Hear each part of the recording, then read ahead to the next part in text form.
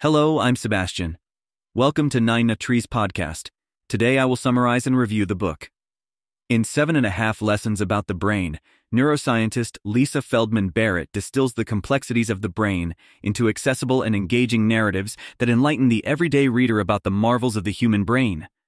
Published amidst a burgeoning interest in neuroscience and psychology, Barrett's book serves as a bridge between academic research and public curiosity, providing a series of enlightening insights into how our brains work, how they shape our lives, and how our understanding of them is continually evolving. Through a combination of scientific rigor and storytelling, Barrett not only demystifies the brain, but also invites readers to think about it in ways they never have before. This book is a testament to the fascinating, intricate, and still largely mysterious organ that resides in our skulls, offering a blend of the latest research findings and perennial wisdom about the human condition. I will give you key takeaways from this book. Firstly, the brain is not for thinking. Contrary to popular belief and traditional academic teachings, Barrett argues in her first lesson that the primary function of the brain is not thinking. Rather, it's to control the energy economy of the body. This perspective shifts the focus from the brain as a purely cognitive processor to a regulator of bodily resources, tasked with ensuring efficient distribution and use of energy. This approach explains why we feel hungry after intense mental activity, and why stress affects our overall health. Barrett's narrative weaves through evolutionary biology to illustrate how the brain's architecture has developed over millennia to prioritize energy management for survival, fundamentally reframing our understanding of basic cognitive functions. Secondly, our brains predict and simulate reality. Barrett elucidates the concept of the brain as a prediction machine.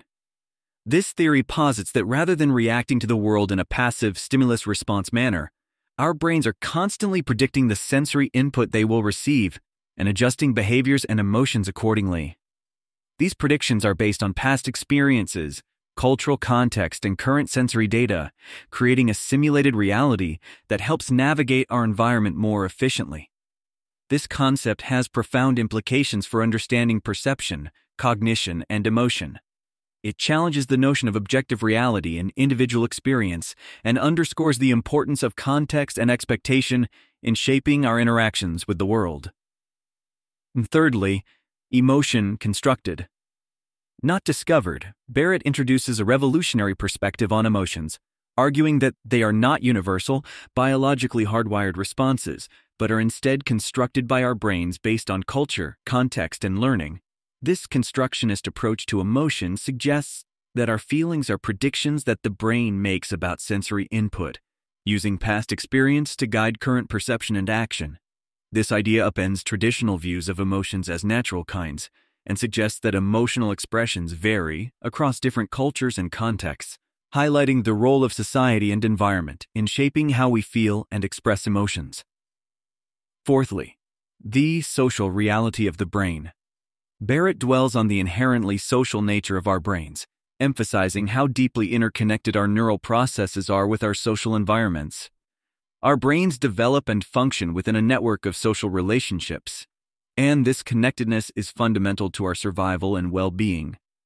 This section delves into the neuroscience behind empathy, communication, and social learning, illustrating how our brains are wired to connect with others and how these connections influence neural development.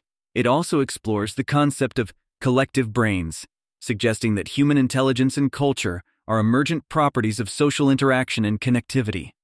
Lastly, the brain is a network.